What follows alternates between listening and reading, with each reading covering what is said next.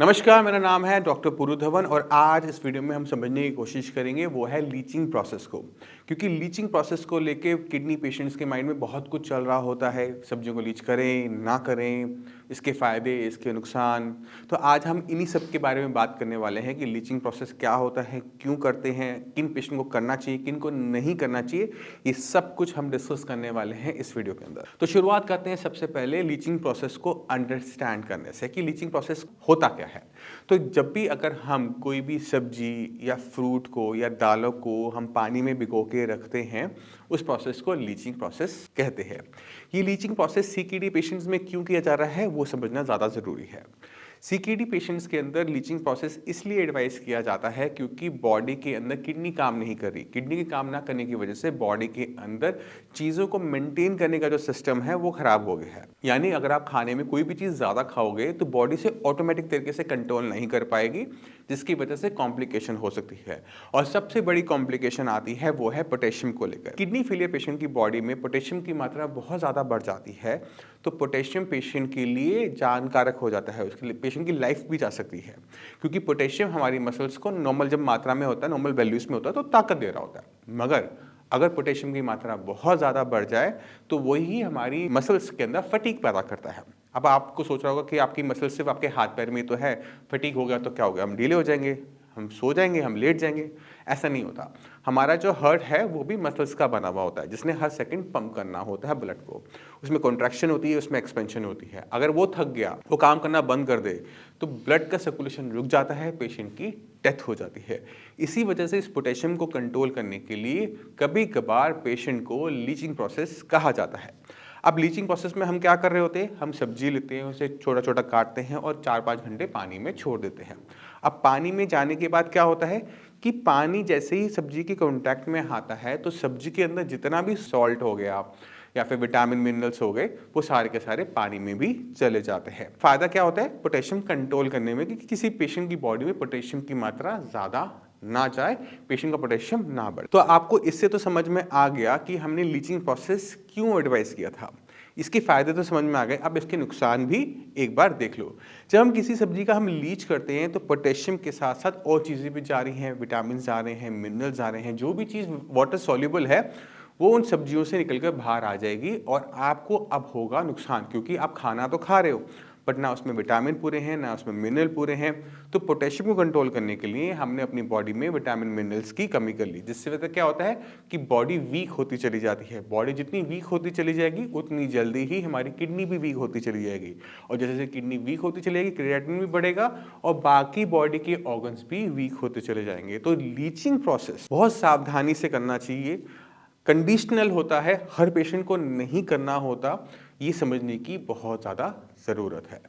अगर हम हर सब्जी को घिया तो टिंडा खा रहे हो, उसको भी लीच करके खा रहे हो, तो बॉडी में कुछ जा नहीं रहा। अगर बॉडी में कुछ जाएगा नहीं, बॉडी काम करेगी नहीं, पेशेंट बहुत तेज़ी से वेट लूज़ करेगा, पेशेंट और वीक होता चला जाएगा, ब्लड बनेगा नहीं, प्रोटीन बॉडी में कम हो जाएगा, पैरों में पानी भरना शुरू हो जाएगा, लंग्स में पानी भरना शुरू कर देगा और पेशेंट की कॉम्प्लिकेशन बढ़ती बढ़ती बढ़ती चली जाएगी। तो पहली चीज़ कि आप खाने पीने में इसी तरह से ध्यान रखो कि जो चीज़ आप खा रहे हो ना उसके अंदर पोटेशियम की मात्रा नेचुरल तरीके से ही कम हो।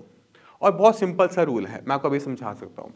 कोई भी वेजिटेबल जो ज़मीन के नीचे लगती है, ब्राउन कलर की है, छोड़ दो, क्योंकि उसके अंदर पोटेशियम की मात्रा ज़्यादा होगी। जैसे आलू है, शकरकंदी है, अरबी है, जिमीकंद है, ये सारी सब्जियां ब्राउन कलर की हैं, ज़मीन से नीचे लगती हैं, इनके अंदर पोटेशियम भर भर कर होता है। तो इन सब्जियों को आपको अपनी डाइट से बाहर कर देना चाहिए। अब जितनी भी सब्जियां बचती हैं, जड़ से लगने वाली सब्जियां हों, जैसे गाजर है, मूली है, प्याज है, लहसुन है, बट इनका कलर ब्राउन नहीं है, ये आप खा सकते हो।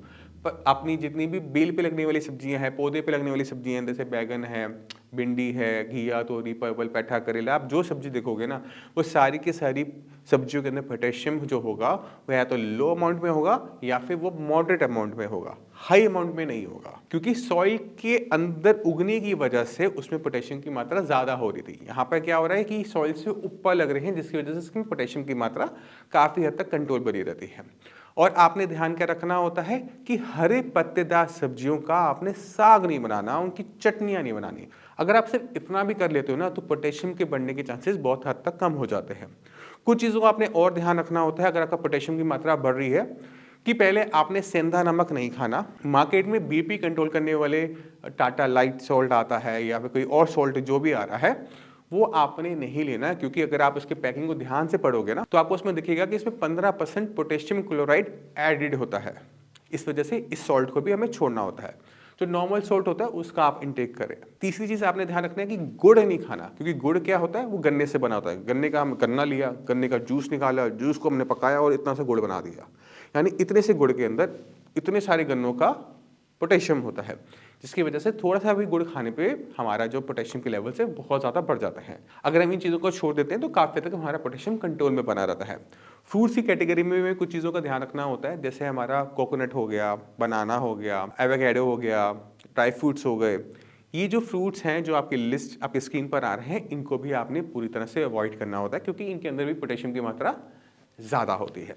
अगर हम इन चीज़ों को छोड़ देते हैं तो पोटेशियम हर चीज़ के अंदर मॉडरेट अमाउंट में है या फिर लो अमाउंट में है, जो कि आपकी बॉडी में चांसेस है कि पोटेशियम को ना बढ़ाए, नॉर्मल लिमिट से भी बाहर नहीं जाएगा। अब आप जब पूरा खाना खा रहे हो, बिना लीच करके खा रहे हो, तो आप देखोगे कि आपकी बॉडी में वीकनेस भी नहीं आ रही, खाने में टेस्ट भी आ रहा है, जिससे पेशेंट की बॉडी अच्छे तरीके से चलती है। यानी लीचिंग प्रोसेस उन्हीं पेशेंट को बोला जाता है जहाँ पे पोटेशियम की मात्रा ज़्यादा हो। जिन पेशेंट की बॉडी में पोटेशियम ठीक आ रहा है, उन्हें सब्जियों को लीच करके खाना नहीं चाहिए। अब चलते हैं कि लीचिंग प्रोसेस कैसे किया जाता है, एक बार उसको एक्सप्लेन कर देते हैं। तो आपने किसी भी सब्जी का लीचिंग करनी हो या किसी भी चीज़ की लीचिंग करनी हो, आप अगर सब्जी बड़ी है तो उसे छोटे छोटे 1-1 इंच के छोटे छोटे टुकड़ों में काट लो और उसको पानी में भिगो के रख दो और प्रोसेस डन। 3 से 4 घंटे छोड़ना है, बना लेना है, पानी ठंडा हो चलेगा। कुछ लोग क्या करते हैं कि वो पानी में पहले एक उबाला देते हैं, फिर उसको दोबारा बनाते हैं। वो काम मत करो, क्योंकि जब आप उसको पूरा उबाल दोगे तो एक तो पहले पूरा पोटेशियम निकलता नहीं है, क्योंकि आपने उसको काटा नहीं था। ठीक है, उसमें काटना जो है एक ज़रूरी प्रोसेस है। और हर सब्जी को लीच कर लेने का मतलब ये नहीं कि इसमें पोटेशियम कम हो जाएगा। जैसे आलू है, आपने आलू को उबाल दिया है ना, स्किन उतार दी, उससे समझते हैं कि आप वो लीच हो गया। ऐसा नहीं है, आलू को आपको पहले छोटा छोटा काटना पड़ेगा, उसके बाद से पानी में छोड़ना पड़ेगा, वही लीचिंग है। अगर आप किसी सब्जी को, आलू जैसी सब्जी को आप उबाल देते हो तो वो लीचिंग नहीं कहा जाता, वो बॉइलिंग ही कहा जाता है। तो मैं उम्मीद करता हूँ इस वीडियो से आप लीचिंग प्रोसेस को अंडरस्टैंड कर गए होंगे, क्यों करना है, कैसे करना है, किन कारणों से करना है, क्या फ़ायदे हैं, क्या नुकसान है, आप पूरी अच्छी तरीके से अंडरस्टैंड कर गए होंगे। फिर भी माइंड में कोई भी डाउट है, कुछ भी पूछना चाहते हो, तो गलती करने से पहले पूछ लो और आपको हम पूरी की पूरी हेल्प करेंगे। मैं भी अवेलेबल हूँ, टीम भी अवेलेबल है, सब आपकी मिलकर हेल्प करेंगे और आपकी इस किडनी की बीमारी से लड़ने में आपकी हेल्प करेंगे। इसी के साथ आपसे भी मैं चलने की आगे चाहूँगा। मिलते हैं अगली वीडियो में, तब तक के लिए नमस्कार।